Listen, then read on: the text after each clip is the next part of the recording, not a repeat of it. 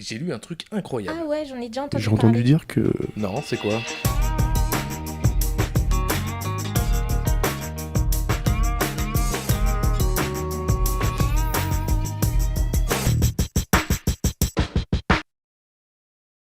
Joran Chambol, bonjour. Bonjour. Vous êtes expert en assurance paramétrique donc chez le courtier BC. Alors, la première question, on le voit avec les vagues successives de gel et de sécheresse qui sont de plus en plus fréquentes et souvent de plus en plus graves. Est-ce que le besoin en assurance en agriculture va exploser dans le futur, à votre avis?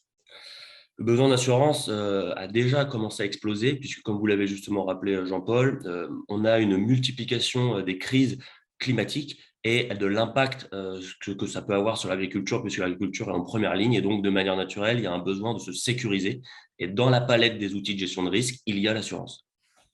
Alors, que révèle la signature de l'accord que vous avez annoncé donc entre vous, BC, et puis aussi AXA Climate?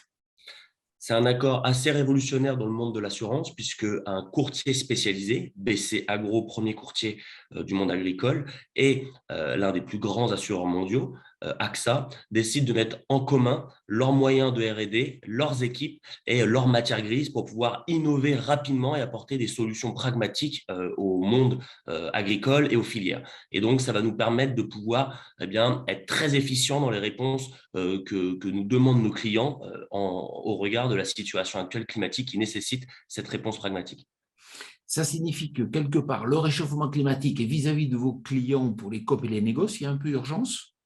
Évidemment qu'il y a urgence, puisque l'agriculture est un monde de temps long dans lequel on investit des capitaux importants sur des durées importantes. Et malheureusement, on voit que le changement climatique est en train un petit peu de chambouler tout ce qui semblait être des prérequis. Et donc, dans ce cadre-là, il faut trouver des solutions. Et comme je le disais, l'une des solutions est l'assurance. Et donc, on a besoin de tout de suite apporter des solutions rapides à ces différentes filières, que ce soit les coopératives, que ce soit les négoces ou même les semenciers ou les agrochimistes qui soutiennent aussi à leur manière le monde agricole. Alors, vous assurez déjà la levée du colza, l'impact sur le maïs des ravageurs. Qu'est-ce que vous allez assurer encore dans le futur?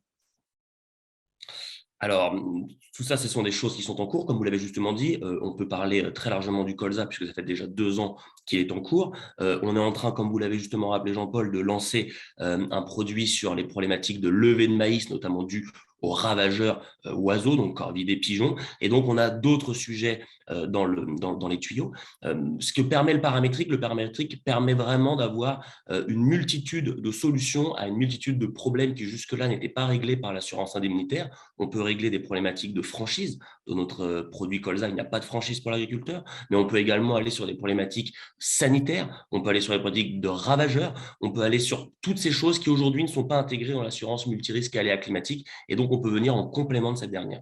Alors, justement, vous avez parlé d'assurance paramétrique. De quoi s'agit-il? L'assurance paramétrique, c'est une nouvelle manière de concevoir l'assurance puisqu'on ne va pas assurer directement un objet, une personne ou une parcelle, mais on va assurer la valeur d'un paramètre que l'on aura défini au préalable. Et dès que cette valeur de ce paramètre sera atteinte, eh bien, de manière automatique, il y aura indemnisation forfaitaire. On peut prendre un exemple sur malheureusement l'épisode de gel que nous vivons actuellement. Eh bien, dans une parcelle de vigne, on peut par exemple dire que dès que le thermomètre, la station météo mise au sein de cette parcelle va atteindre une certaine valeur, par exemple moins 1 degré, eh bien, il y aura déclenchement de l'assurance. Eh bien, l'assurance paramétrique, c'est ça. Alors, justement, on le sait, on doit aller vers la transition agroécologique. Pourquoi ne pas assurer les pertes de rendement liées au fait qu'on aura une protection phytosanitaire moins certaine? Ça fait clairement partie des missions que l'on se donne dans le cadre de ce partenariat avec AXA Climate et BC Agro, puisque nous imaginons et nous pensons très fortement que l'assurance a un rôle à jouer dans le fait de devoir produire autrement. Et en effet, l'assurance peut être, et notamment l'assurance paramétrique, peut être une manière d'accompagner ces changements de pratique. Ce changement de pratique, et donc, c'est exactement ce que nous sommes en train de faire. Je vous donne un exemple sur un produit que nous sommes en train d'imaginer, donc comme vous l'avez justement rappelé sur les levées de maïs, une des problématiques est un produit qui est mis sur les semences que une majorité de clients organismes stockeurs ne souhaitent plus commercialiser. Eh bien, l'idée ici est de trouver une alternative aux agriculteurs en remplaçant cette matière décriée par une assurance paramétrique sur la levée du maïs. Alors, si vos clients sont bien sûr les COP et les négoces, in fine, qui va payer la facture? Les agriculteurs et peut-être les consommateurs? Alors non, c'est un petit peu plus complexe que ça, dans le sens où aujourd'hui, les contrats d'assurance que nous réalisons sont faits entre un assureur et un industriel, organisme stockeur, coopérative, semencier, agrochimiste. Nous n'avons pas vocation à faire des produits d'assurance à vocation directe des agriculteurs. Donc aujourd'hui, ceux qui payent la prime d'assurance, ce sont nos clients. Maintenant, il faut bien avoir en tête que ce n'est qu'une manière de gérer son risque et donc il n'y a pas d'impact sur le consommateur final, puisque comme vous le savez, Jean-Paul, aujourd'hui, les prix agricoles ne sont pas faits par rapport, ne sont pas construits à partir des différentes charges, notamment sur toutes les cultures que l'on vient de citer, que sont les céréales ou les oléagineux.